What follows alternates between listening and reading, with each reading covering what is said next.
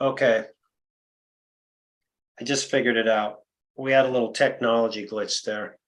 So now the stream should be on. Okay. For those of you that didn't hear the first part, thank you for joining. It's Brian Tarian from the Disability Digest. Welcome to our live show.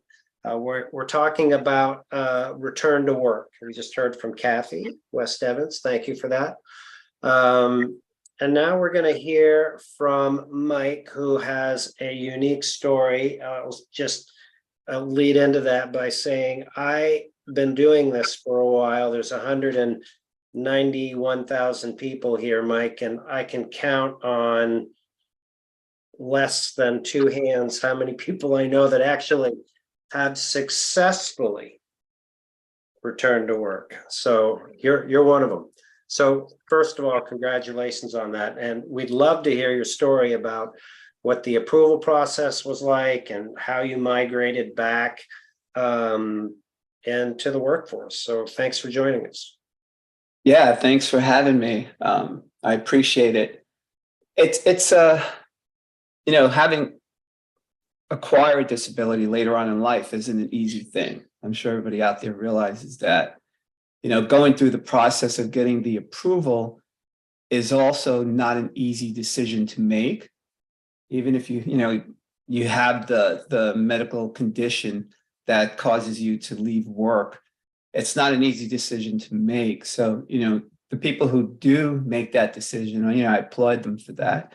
I mean, it's a hard one. You're leaving your work, you're leaving what you studied for, what you spend your life doing. And then you have to go through the scrutiny of getting the approval. You need all the doctors' reports, and you go here, and you're giving up.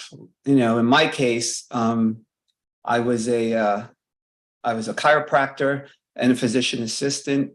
I had to give up my licenses, to get the approval. They're like, well, if you have your licenses, you could still do this. They're like, what are you doing? So I had to give up a lot.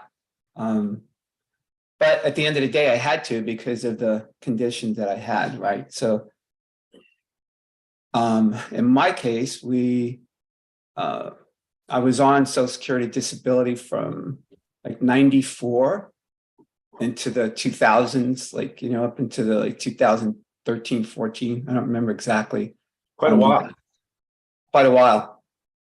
And in that interim, my wife and I started Disabled Person Inc.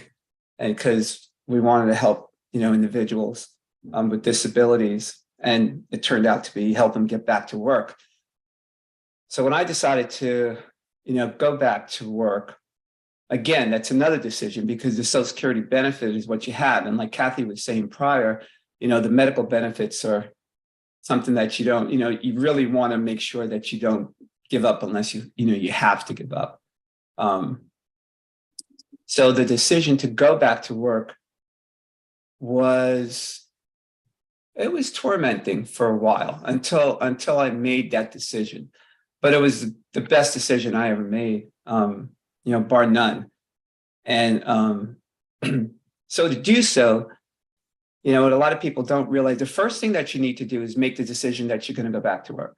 That's the first thing you need to do. After you make that decision, you need to contact Social Security and let them know that you want to do this. That's a really, really important piece. You can't just do it without telling them. You can't make any money without telling them. You can't, any dollars that you get in, you need to send a copy to the Social Security until and unless they say, stop sending it, right? Right. So there is a process. What I did was I went from full benefits. I started working part-time. I stayed underneath so there's two levels, right?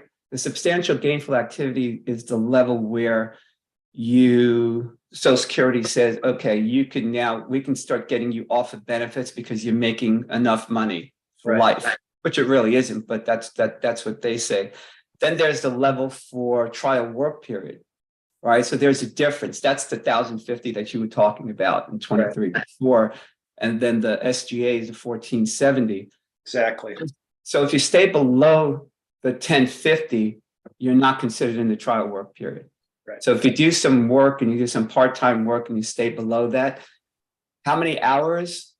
It all depends on what you're doing. If you're doing work making $100 an hour, you can't work as many hours as if you're doing work somebody making $10 an hour, right? So you have to take that into consideration as to, with your disability, what you're doing. But you have 9 months cumulatively in your lifetime to decide whether or not you want to go back to work. So the trial work period is 9 months. A lot of people think that 9 months is I could do 9 months this year, wait a year or two, do 9 months. It's a lifetime, it's cumulative. So that's something important, I believe, that people really need to understand. Once that 9 months is up, and if you're working, then you say, okay, I'm going for it, or I'm not going for it, or whatever. If you decide to not go for it, you just tell them that, you're not going to go back to work and you're going to stay on your benefits and nothing goes away. During the trial work period, you could make whatever you make and still keep all your benefits. That's what the trial work period is about. For those 9 months, right, Mike? Pardon me? For those 9 months, you can effectively double dip. You get your benefits. You double dip. Yeah, Yeah. you can basically make $1 million a month and still keep your benefits. Right. For those 9 months. After that, then you need to make that decision. From there, I didn't go on to the Ticket to Work. I didn't go into the Ticket to Work program. Disabled person had gotten to a point where I just started working for disabled person. Took it over, so it was more entrepreneurial than going into work for somebody else. But when you go into the trial work period, again, I can't stress it enough. You have to keep records. You have to keep records. Every pay stub that you get, you need to make a copy of it, send a copy to Social Security. I would suggest that you send it registered return receipt, so you get something signed that they received it. And then you keep that in a binder at home and you keep it well protected. Mm-hmm. And I'll tell you why. A lot of times when people go back to work, Social Security will come back and say, well, you owe us money. You owe us a couple of $1,000s because of this and that. Mm-hmm. It happened to me. They came back and said that I owed, like $4,000 or $5,000. I said, I don't owe you anything. And they said, well, yeah, you do. And I said, okay, well, I have this binder here filled with every stub that I sent you. And I have a receipt that you signed for it. I copied everything and sent it to them. And then they went through it and said, yeah, you don't owe us anything. So it's very important to keep the documentation. So when you transition out of the trial work period, like Kathy was alluding to, then you can go into the Ticket to Work program. Ticket to Work program is a great program. What it does is it basically keeps your benefits intact, keeps your Medicare intact. Over the SGA or the 1470, then they'll start prorating your benefits until you get to a point to where you don't have any benefits. The Medicare will stay intact. I'm trying to remember exactly how many months. It's quite a while, if I recall. Yeah, it's like 3 years or 7 years, something like that. It's a long time. And for me, when I went back, can we just drill down on this prorated and Medicare piece? I want to make sure that, well, I understand it and the others as well. When you say prorated, so an example would be, let's say your Social Security check is $1,500 a month. And then when you're working like that prorated, are you saying, Mike, that 1,500 might be reduced to 1,200, so on and so forth over a period of time? There's a formula that, and I don't recall it exactly in my head, but there's a formula that they do. When you go over a certain amount, then they start deducting on the other end. Right. But I don't know the formula for that. I'm sorry. And so they do that. But the big thing again is the health insurance. Mm-hmm. And then like in my case, gosh, when I went back to work full time, I was 62 or something, something like that. And so it just carried over The Medicare just carried over into a full retirement. Yeah. So it's to go back to work. For me, was a privilege. I think a lot of people. I mean, there's two things, right? If you were an individual who was working, had a career, and then you got hit with an impairment, illness, whatever that you had to go off of, leave work and go on Social Security. Getting back is like I thought about it every day. So getting back on it was a privilege. I think that society has a misconception that people just want to collect and stay home. And that's farthest from the truth. I mean, we all want to get back and do something and don't want to think in our heads that people are looking at us and wondering, well, that person's on Social Security and, what are they doing going for a walk? Yeah. I actually had one counselor say to me, so how do you, so do you put laundry into the washing machine? I'm like, excuse me? Well, yeah, who puts the laundry in the washing machine and takes it out? And so I said, well, yeah, I'll do that. Well, could you do that with your condition? I'm like, you know what? If I had to get on my knees, I'd do it. Are you kidding me that you're asking me that question? So there's a lot of emotional incentive to come back off of it as well. Right. Yeah. I think, our society, Brian, as you will know, and Mike, we identify ourselves with our work. Yeah. And, if you're like Mike or my brother who, he was in a coma for 2 weeks. The first thing he said coming out of the coma was, I've got to get back to work. Mm-hmm. I mean, it's, and even for young people, let's not assume they can't work. I think that's one of the things we deal with here is you have to get on Social Security, you have to prove you can't work. And then, but what do you do when you want to work? So it's that transition of that mindset. It's a mindset transition. It's very emotional. It's very emotional. Yeah. And I think people need to be prepared for that emotionality. Right.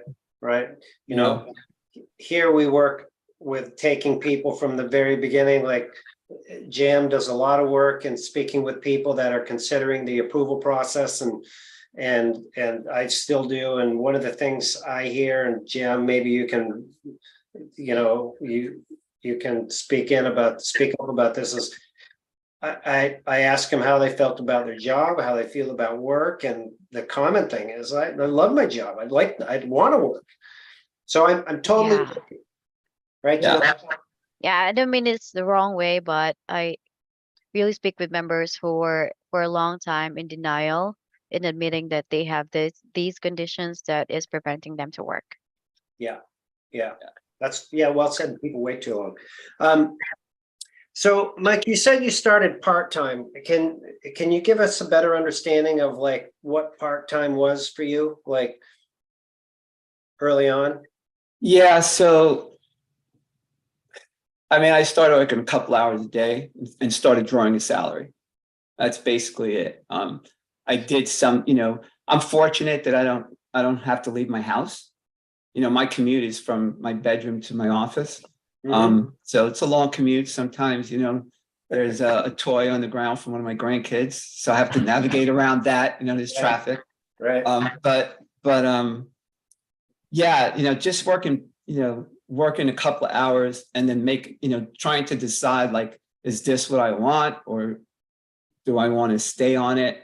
Because going back to the thing, it's a highly emotional decision, especially when you've been on for a while. Like I was on for a while. It's a highly emotional decision. It's a safety thing that you're giving up. But yeah, I couldn't wait to get off. Yeah. At the end of the day. Mike, from your experience, do you have any like tips that we haven't talked about that would be helpful for people to understand or increase their chances of succeeding? Yeah. Talk to your family. If you need to, talk to a counselor. Again, when you're on the disability and you're in that bubble, right? Yeah. you feel safe. You create your safety. You know what I mean? You put that bubble around you. When you're going back, you're getting yourself out of that bubble. So there's times when you go, can I do this? Can people know about this? You know what I mean? I'll give you, for instance, was it last year, Kathy, we did this summit with SSA. Yeah, Kathy and I did a summit with the Social Security Administration. And, when they were trying to make best practices and see how to move forward. And at that point, I was working full time, for a couple of years. But now I'm talking with Social Security. I'm on there, and both Kathy and I were also consultants for Social Security after that. And I had to make a decision, and it was a little scary decision whether or not to tell Social Security people that I was consulting with that I was a participant in Social Security disability. I was a beneficiary at one point, and I came off because you just have that fear, like, oh my gosh, I'm working and I'm talking to Social Security. So everybody kind of goes through that because your society has you set up that, okay, you're disabled, you have this disability, we're taking care of you, so you need to fit here. You need to fit in this little box, and coming out of that box is kind of scary. Yeah, that's a good point. Good point. We want to take some time here to take some questions from the group, but before we do, we had some technical issues in the beginning. So I just want to go back through the first part, Kathy, that we had discussed, just to make sure that everybody out there has this information. So, Kathy, we talked about like the perceived first step is like to go into the Ticket to Work program. But what we discussed is really the best first step is to get a benefit planner, somebody that you could talk to, take your skill set, have it assessed, look at how you want to go forward and plan to get back, right? Key number one we talked about. Well, I think, Brian, one of the first steps I would say is deciding, like Mike has talked about, Yep. Are you ready to go back to work? Mm-hmm. And do you need support going through that process first? Mm-hmm. So we started with supporting my brother, working with the vocational rehab counselor first, taking a look at the skill sets and how he wants to transition his skill sets and what that looks like, and then bringing in a benefit planner to think about how it would impact his benefits. Mm-hmm. Mm-hmm. Good. So again, at the end here, we'll put some resources up so you can contact your local vocational rehabilitation organization to pursue a benefit planner, or if you're like Mike and you've kind of created your own gig, then you don't need to do that, right? Or if there's a lot of opportunity to freelance and do stuff at home. We talked about the income, like if you're over under $1,050, you can work, there's no impact on your benefits. But if you start to get over that, that's where Mike explained that you're starting in your trial work months, so you need to be aware of that. So those are some of the key points that we touched on.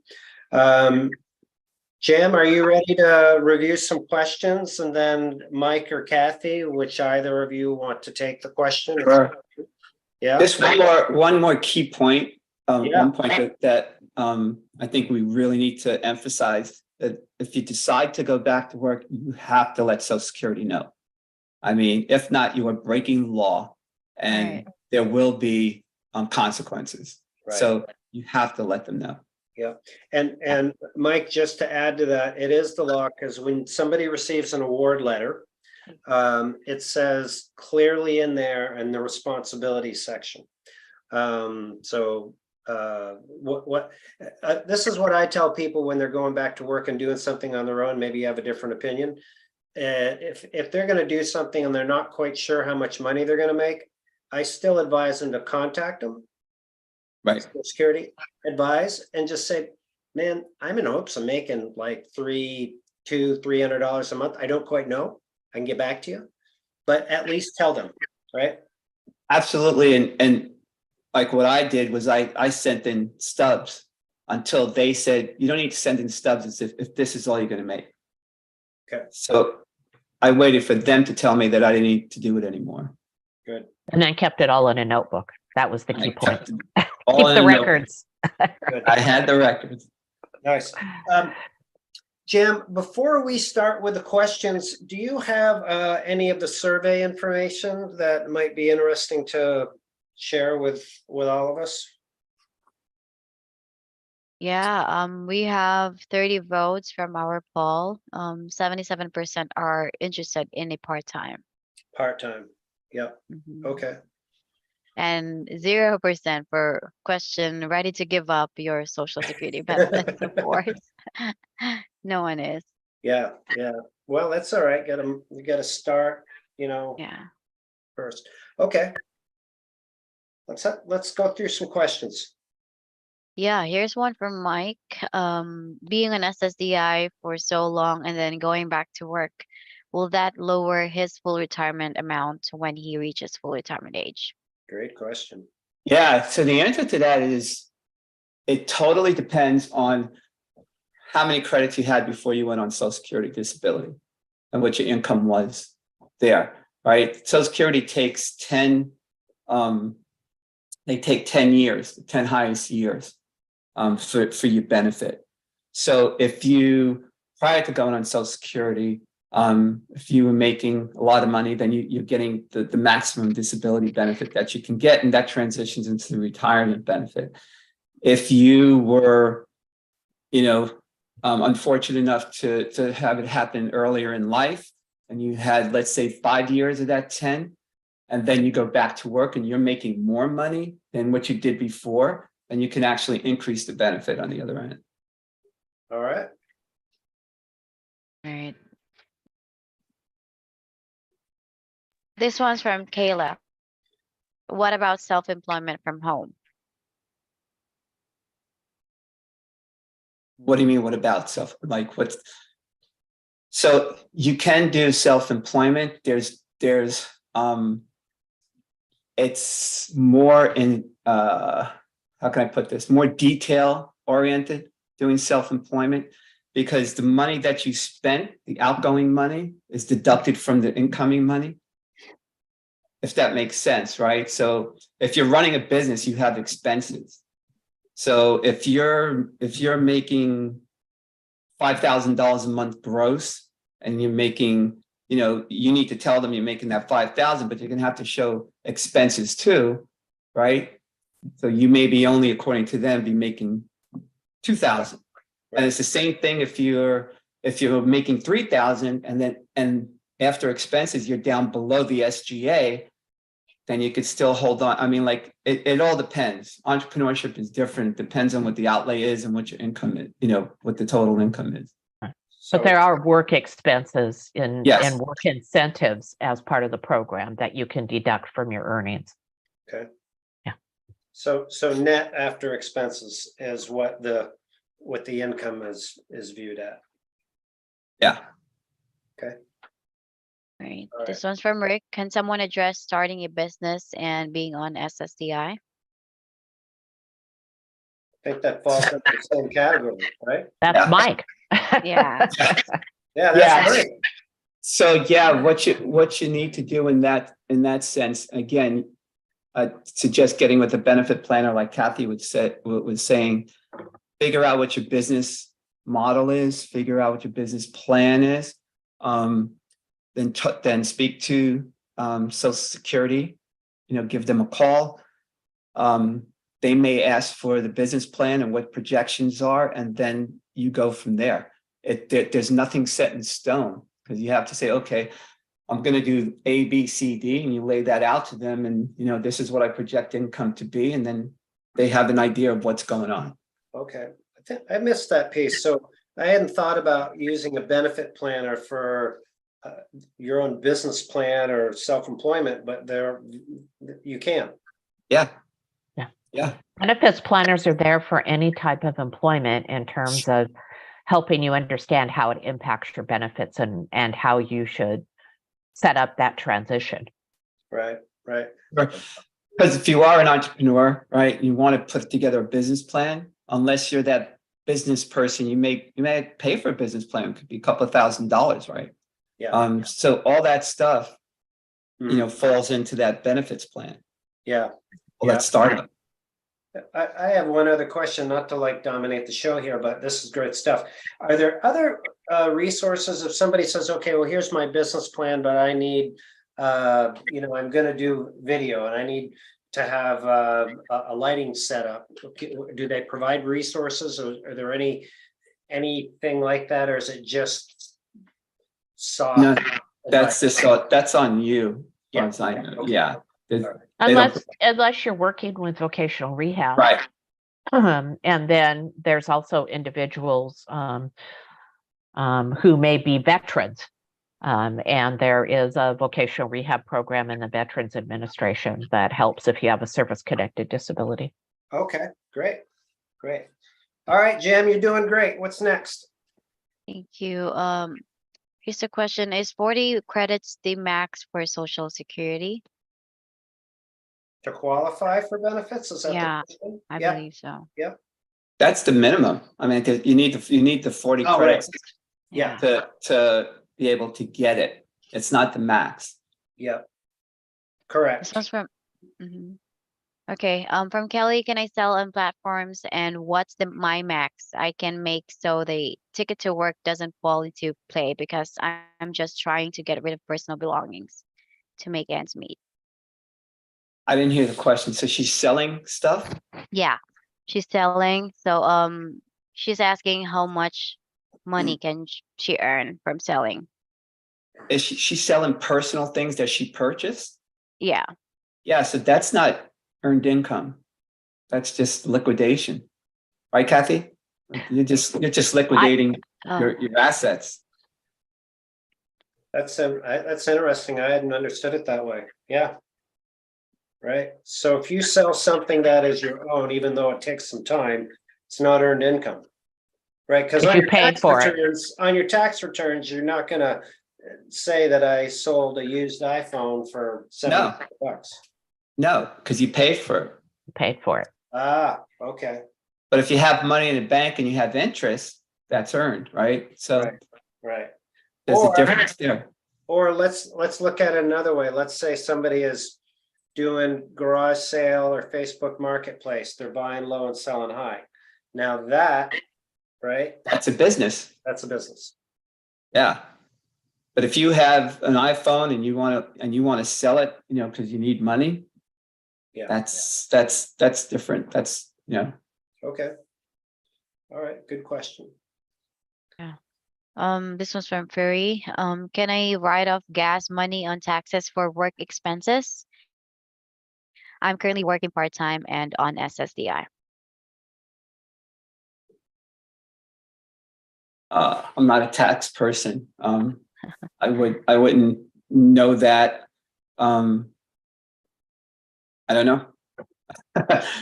That's a Well- general tax question. Yeah, my hunch is no, because it's not, if it's something that is necessary to accommodate your work effort, then yeah, like at a lady I met the other day, she needed to get injections not covered by her Medicare insurance. She had to pay out of pocket.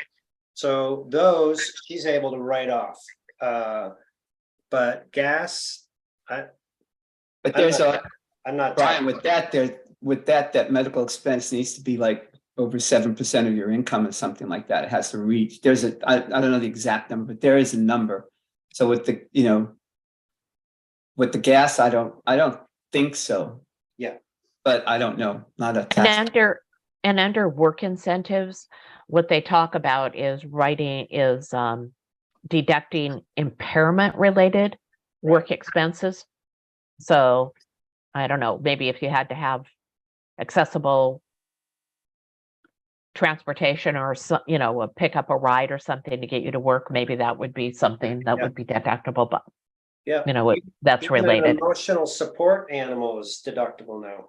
Mhm. Okay, this one's for Mike. So regardless, one's full retirement amount would not be affected to be lowered unless one goes back to work making more money. Say that again, please. So regardless, one's full retirement amount would not be affected to be lowered unless one goes back to work making more money. Okay, so I can tell you from my own experience, I was collecting X amount of dollars on Social Security disability. And when I went back to work full time, because I was only in practice for a number of years, right?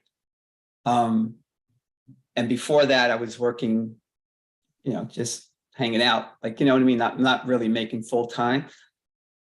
I had a couple of years now at a full-time salary again, and my retirement benefit has increased from the disability benefit, because when they recalculated everything, those 10 years, those 40 credits or whatever, were more than what it was when I went on disability. Does that make sense? Because it substitutes. If you make more here, and that could take off a year that you made less at the beginning. One of the 10. Yeah. They take the top 10.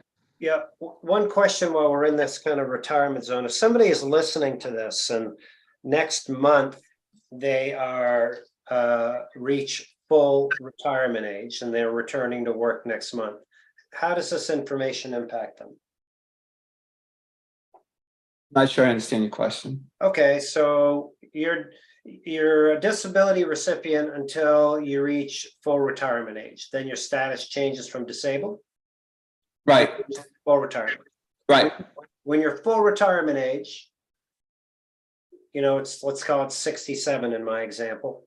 How does this information impact them? Are they still subject to that because they were a disability recipient?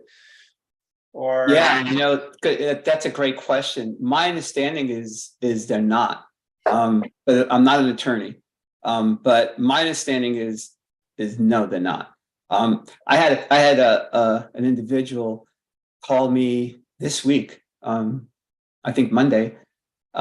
He was 64, and he started taking his full retirement at 62, right?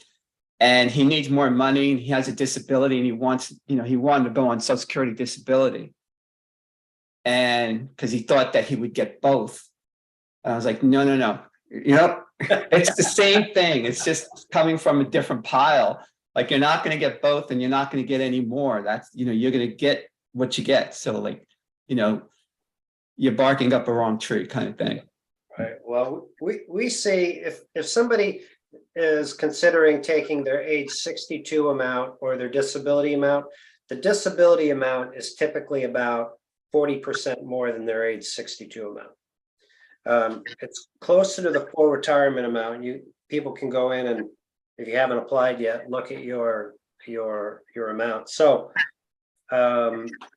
it's like another $5,000-6,000 a year. Right.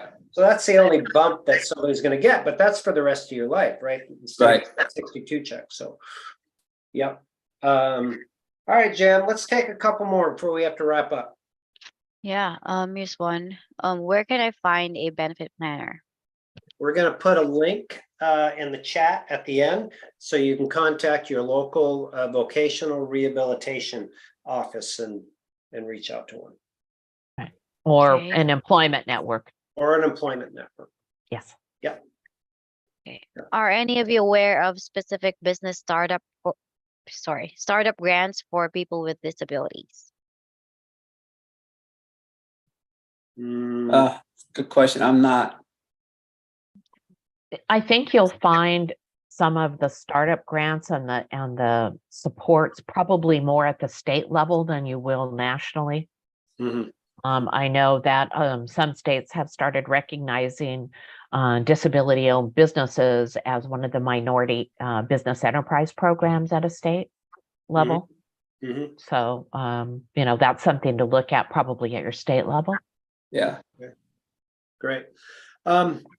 Before we get ready to wrap up, Mike, I would like if you would just give an explanation of, some of the work that you've done. Have Disabled Person up here on the website. We'd like to share this great work that you're doing with others. Sure. So DisabledPerson.com was started back in 2002. And it is the largest disability job board in the US by traffic and by numbers. And we work with, there's thousands of employers on there. There's 400,000, 500,000 jobs that come in every month, Beautiful. to it. We work with a lot of, like I said, a lot of different employers. We're partnered with Kathy's organization, the Council of State Administrators of Vocation and Rehabilitation, the National Employment Team. And we also have the talent acquisition portal for individuals who are working with VR. So we do what we can to get our community back to work.